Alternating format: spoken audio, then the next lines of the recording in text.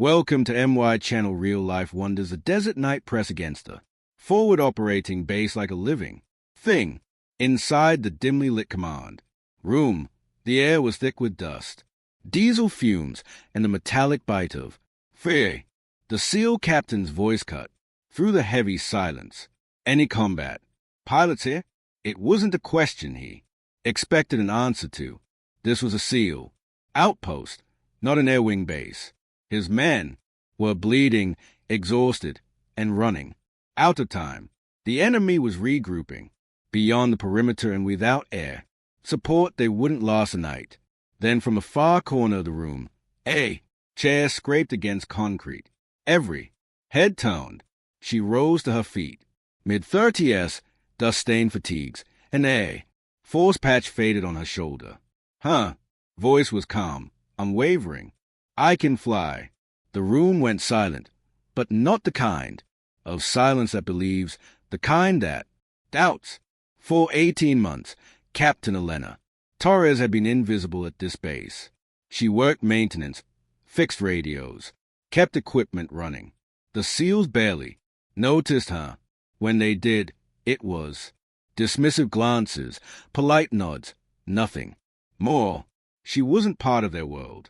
She didn't train with them, bleed with them, or carry the weight of their missions.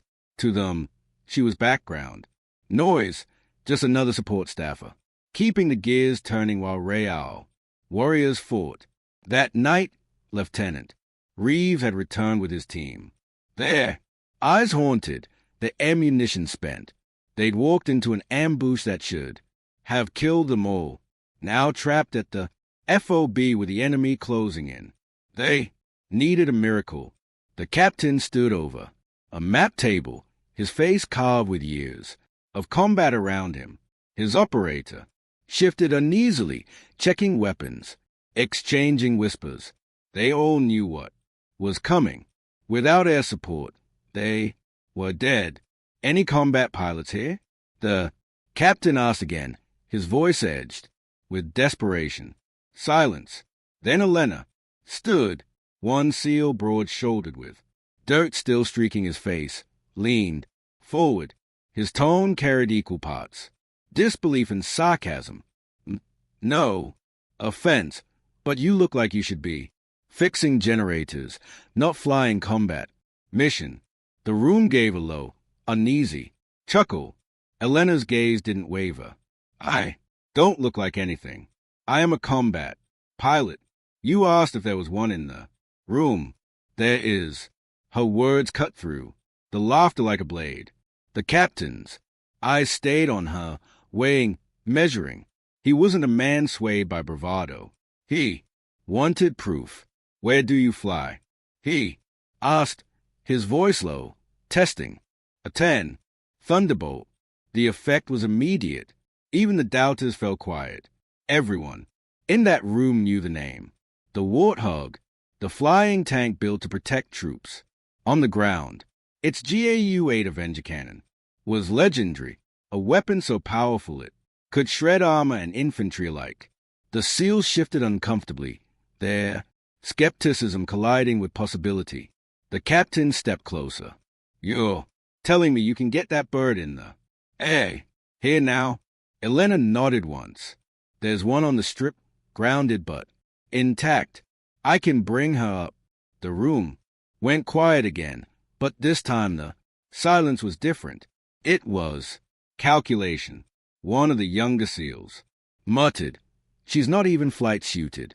What's she going to do? Duct tape that bird together and hope? The senior chief, scarred from years of deployment, spoke up. Captain, we don't even know her name. For all we know, she's been changing batteries since she got here. You ready to bet our lives on that? The captain's question came sharpened. Direct. What's your call sign? Elena's lips pressed into a faint line. Valkyrie.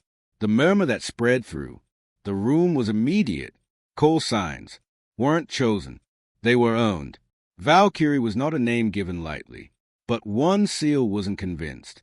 He stepped forward, arms crossed. Talks. Cheap. we've all heard people brag about what they've done. As he spoke those words, talks cheap. Elena's vision blurred. She wasn't in the command room anymore. She was back in Kandahar, Province 2019. The heat was suffocating, thick as cloth in her lungs.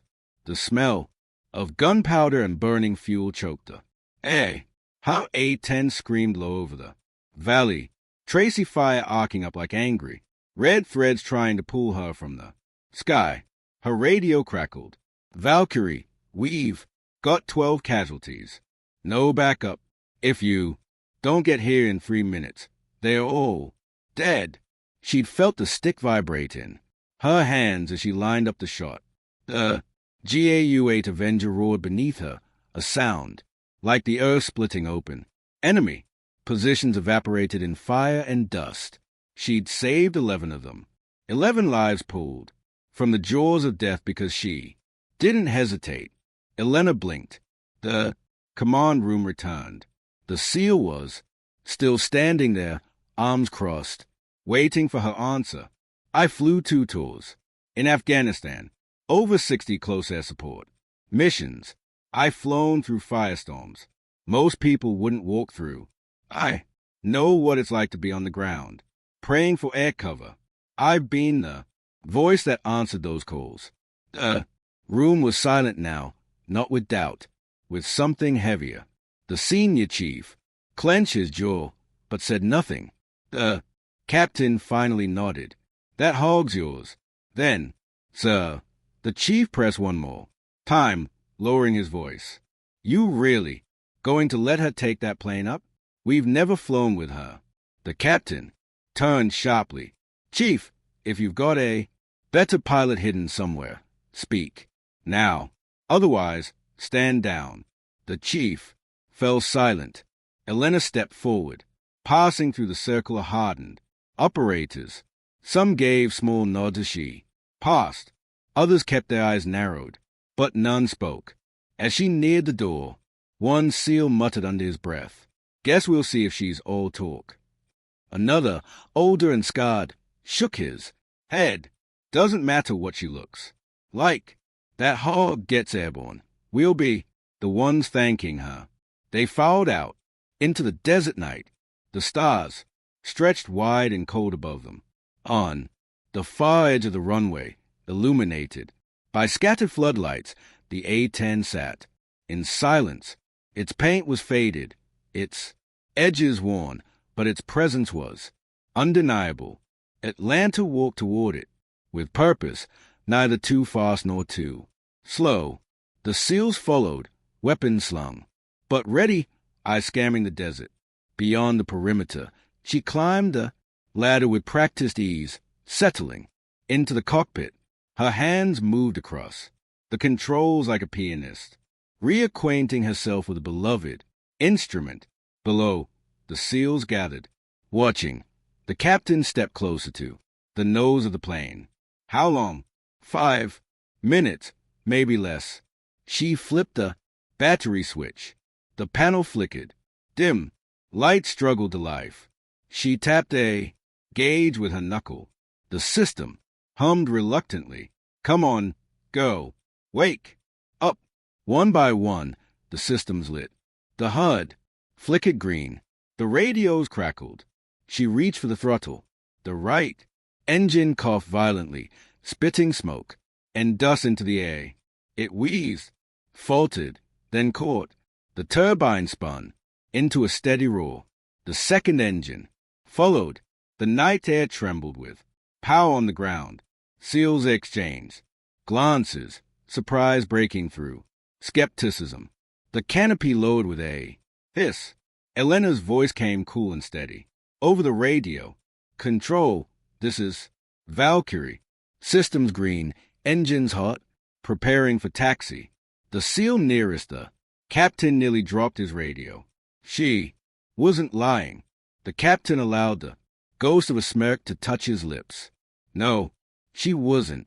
The 810 rumbled forward, wheels grinding against the cracked runway. The sound reverberated across the base. Soldiers emerged from the shadows to watch. 4 years, this aircraft had sat forgotten. Now, under the hands of one determined pilot, it was alive again. Elena's breathing steadied. She felt the vibration beneath her, the raw, familiar rhythm of the hog. It was more than a machine. It was part of her. Her voice came over the radio. Valkyrie to ground. Let's go. Hunting. The SEALs on the tarmac stood, frozen for a moment. Then the captain spoke, his voice low, but carrying authority. Mount up. She's in the fight.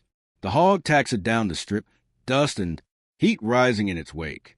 The doubt that had filled the room I was earlier began to fade. In its place grew something stronger. Faith. Hours later, after the valley burned and the SEALs escaped, through the carter she carved with fire, Elena landed the hog back at the FOB. The wheels kissed the runway with controlled precision. She climbed down, her flight suit smeared with soot, her face streaked with sweat, but her eyes were still steady. The SEAL captain walked forward. His boots echoed against the concrete. Every man present turned to watch. He stopped before her. No ceremony, no words of praise. He simply saluted. She returned it brief, crisp, equal in respect. Lieutenant Reeves approached, his voice raw. I don't think any of us can ever thank you. Enough. Elena shook her head slightly. Don't thank me. Just keep your heads down and stay sharp.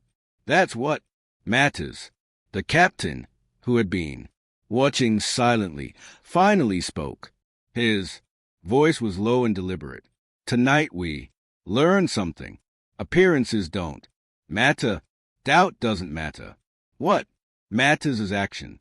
And you, Valkyrie, prove it beyond any shadow of doubt.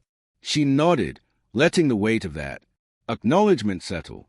Then she walked toward the hangar, helmet tucked under her arm, boots heavy against the gravel. The SEALs lingered, watching her go, changed forever by the pilot who answered a call no one thought could be answered. The captain remained where he was, still watching the hog shadow stretch across the runway. Finally, he exhaled and muttered to himself almost inaudibly, "She's one of us."